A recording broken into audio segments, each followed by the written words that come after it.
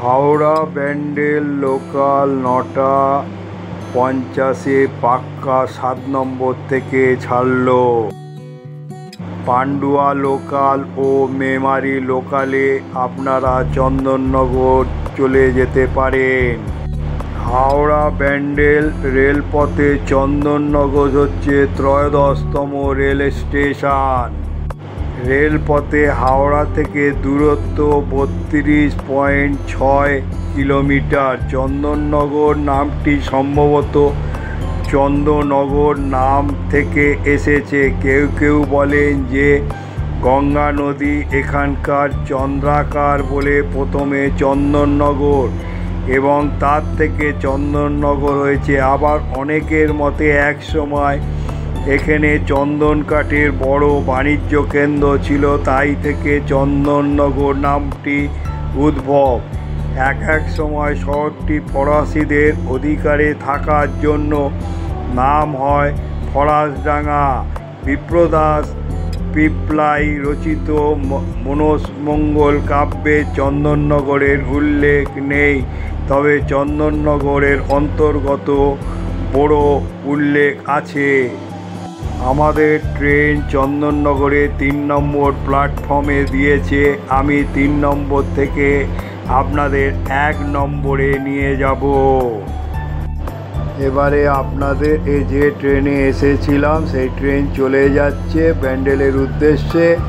এবারে আমি ওভারব্রিজ দিয়ে আপনাদের 1 নম্বরে নিয়ে গিয়ে বেরিয়ে অটো ধরে, এই হলো অটো স্ট্যান্ড, এই বেরিয়ে এইখান থেকে অটো নিয়ে আজ আমার গন্তব্যস্থল হবে। অটো করে আপনাদের নিয়ে যাব চন্দননগরের বড়াইচণ্ডী তলায় অবস্থিত বড়াইচণ্ডী মন্দির। 19 শতাব্দীতে নির্মিত নিগম পরিচালিত বৈদ্যুতিক চুল্লি শ্মশান ঘাট। এইখান থেকে সোজা দিয়ে যেতে হবে, এইখানে নামিয়ে দেবে আপনাকে বড়াইচণ্ডী তলা শ্মশান ঘাট আর চণ্ডী মন্দিরে। এই রাস্তা ধরে আপনাদের যেতে হবে। চলুন নিয়ে যাই বড়াইচণ্ডী মন্দিরে। যেতে যেতে একটা জগদ্ধাত্রী মণ্ডপ পড়বে, যেতে যেতে একটা 8তলা শিব মন্দির পড়বে। এই এসে বাদিক দিয়ে যেতে হবে, এই বাদিক দিয়ে গিয়ে চণ্ডী মন্দির পড়বে। আজ আপনাদের চন্দননগরের বড়াইচণ্ডী মন্দিরে এনেছি। 19 শতাব্দী নির্মিত। আগে জায়গাটার নাম ছিল বড়। জনশ্রুতি প্রায় 500 বছর আগে সিংহলে আটক পিতাকে মুক্ত করার জন্য শ্রীমন্ত সওদাগর বড়াইচণ্ডীর বিগ্রহ প্রতিষ্ঠা করেন। দক্ষিণমুখী মন্দিরটি ও জোড়া বাংলা ধরনের, 2টি দোচালা বা এক বাংলা জোড়া দিয়ে এই ধরনের মন্দির তৈরি হয় বলে এই স্থাপত্য শৈলের ওপর জোড় বাংলা মন্দিরের প্রথম দোচালাটি অলিন্দ এবং দ্বিতলা গর্ভগৃহের হিসাবে ব্যবহৃত হয়। মন্দিরের পাশ থেকে না দেখলে মন্দিরটি জোড়া বাংলা তা বোঝার উপায় নেই। ত্রিখিলান অলিন্দ মন্দিরের সামনে মন্দির লাগোয়া একটি নাট মন্দির আছে। নাট মন্দির, তারপরে হলো মন্দির। ঢোকার মুখে একখানা 8চালা বিশিষ্ট শিব মন্দির আছে, বাবা গঙ্গাধর। চলুন বাবা গঙ্গাধরকে দর্শন করুন। হলো বাবা গঙ্গাধর। আর এই মন্দিরে মহাদেব বিরাজ করছে, একটা ত্রিশূল রয়েছে আর কতগুলো ছোট শিব, আর ওখানে ধূপ মোমবাতি দেওয়ার ভেতরে। এই হলো এখানকার শিব মন্দির। মা চণ্ডী থাকবে আর শিব থাকবে না। বাবা গঙ্গাধরকে দর্শন করুন। হাড়িকাঠও আছে, সেটাও আপনাদের কাছে তুলে ধরলাম। এই হলো মন্দিরের নাট মন্দির। দেখুন কত বড় নাট মন্দির, 1চালা টাইপের।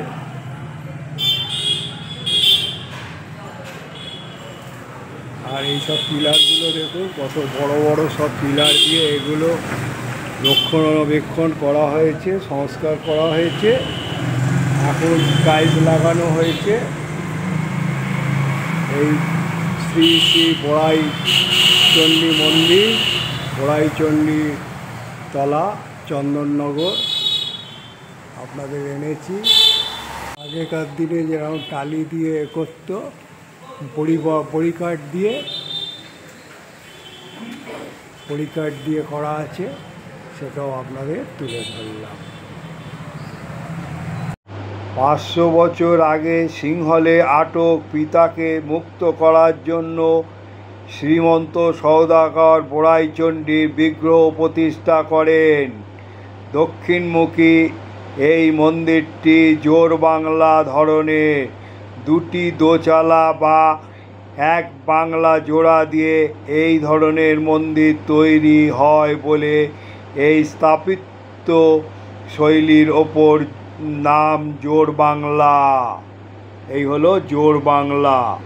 এই জোড়বাংলায় ধাপে উঠে তারপর আপনাদের বিগ্রহে নিয়ে যাব। এই হলো দেখুন বিগ্রহের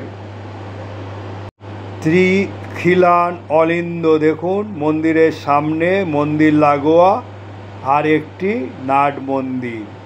এখানে ধূপ মোমবাতি নিবেদন করে ভক্তরা। মন্দির বন্ধ থাকা সত্ত্বেও আমি আপনাদের বাইরে থেকে পেরেছি যে সেইভাবে নিয়ে আমি ছবি তুলে আপনাদের কাছে তুলে ধরেছি। গর্ভগৃহে চতুর্ভুজা মা বড়াই চণ্ডী প্রতিষ্ঠাতা। বড়াই চণ্ডীর মূর্তি নিম কাঠের তৈরি, তার ওপরে অষ্টধাতুর পাত দিয়ে মোড়া। পাথরের বড়াই চণ্ডী মূর্তিটি মন্দিরে সংরক্ষিত আছে। 8 ঘর সেবায়েতরা পালা করে মায়ের সেবা কার্য পরিচালনা করে থাকেন। তাহলে বড়াই চণ্ডী মূর্তিটা নিম কাঠের ওপরে অষ্টধাতুর পাত দিয়ে মোড়া। এই হলো আপনাদের বড়াই চণ্ডী, জাগ্রত চন্দননগরের বড়াই চণ্ডী মন্দির। আমি যখন গিয়েছিলাম তখন মন্দির বন্ধ ছিল। আমি বাইরে থেকে যতটুকু পেরেছি ছবি তুলেছি। আর মায়ের সামনে বিরাজ করছে ভৈরব, দেখুন ভৈরব যে শিবলিঙ্গর মতন আছে, ভৈরবও এখানে বিরাজ করছে। নিম কাঠের মূর্তি মোড়া অষ্টধাতুর পাত দিয়ে দেবীর এক হাতে রয়েছে শঙ্খ, এক হাতে চক্র, এক হাতে ত্রিশূল, অন্য হাতে পদ্ম। সেবায়েতরা পালা করে এই মায়ের পুজো করে। এছাড়া এই মাতৃমন্দিরে ঢোকার ঠিক মুখেই রয়েছে এক সুন্দর নাট মন্দির। হাওড়া থেকে ট্রেনে করে চন্দননগর স্টেশন থেকে নেবে লক্ষ্মীগঞ্জ বাজার হয়ে পৌঁছবে যাবেন গন্তব্য। মন্দির প্রায় সারাক্ষণ খোলা থাকে, তবে বিকালে গেলে গঙ্গার হাওয়া উপভোগ করতে ঘুরে ও দেখতে পারবেন 5 শতাব্দী প্রাচীন এই মন্দির। চন্দননগর মা বড়াই চণ্ডী মন্দির প্রতিষ্ঠাতার অলৌকিক এক ইতিহাস। চন্দননগরে জগদ্ধাত্রী পুজোর ইতিহাস তো আছে, এবং এখানে অনেক পুরনো মন্দির, স্মৃতিস্তম্ভ, ঐতিহ্য যা একইভাবে দাঁড়িয়ে রয়েছে। চন্দননগরের অন্তর্গত বড়ো জানা যায় 500 বছর ধরে মা বড়াই চণ্ডী পুজো হয়ে আসছে। এই মন্দিরে মা দুর্গা রূপেই পূজিত হন তিনি। স্থানটির নাম চন্দননগর কী করে হলো এ ব্যাপারে ইতিহাস খুব স্পষ্ট নয়, তবে প্রখ্যাত ঐতিহাসিক গবেষক ডক্টর সুকুমার সেনের মতে একসময় এই জনপদটি একটি বিখ্যাত চণ্ডী মন্দির ছিল। একে বলা হতো চণ্ডীনগর। এই থেকে পরবর্তীকালে চন্দননগরের নাম উৎপত্তি ঘটেছে। আবার নদীপথে এখানে প্রচুর পরিমাণে চন্দন কাঠের চলাচলের ব্যবসা হতো, তারও কারো কারো মতে সেই থেকে নাম হয়েছে চন্দননগর। আরও এক মহলের মতে হুগলি নদীর শহরটির পশ্চিম পার অর্ধচন্দ্রাকার বেঁকে থেকে তার কালক্রমে এই নাম চন্দননগর বা চন্দননগর হয়েছে। নাম যেভাবেই আসুক না কেন, কলকাতার মতনও এখানে স্ট্যান্ড রোড, বড়বাজার, বাগবাজার, বউবাজার। ফরাসি আমলে কিন্তু চন্দননগরের প্রভূত উন্নতি ঘটেছিল।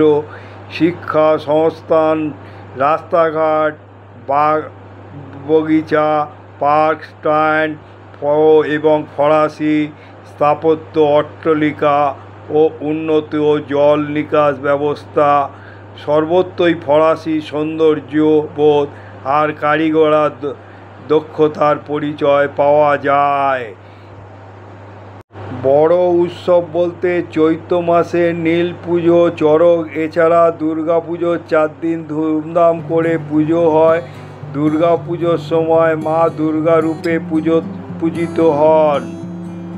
মায়ের মন্দির খোলা সকাল 6টা থেকে দুপুর 2টো, বৈকাল 4টে থেকে রাত 10টা পর্যন্ত খোলা থাকে। আশা করি আপনাদের এই ব্লগটা দেখে ভালো লাগবে। লাইক, শেয়ার, সাবস্ক্রাইব ও মতামত জানাবেন। আপনারা ভালো থাকুন, সুস্থ থাকুন। জয় মা বড়াই চণ্ডী বলে আমি এবারে এই ব্লগটা শেষ করে আমি আমার গন্তব্যস্থলে চললাম।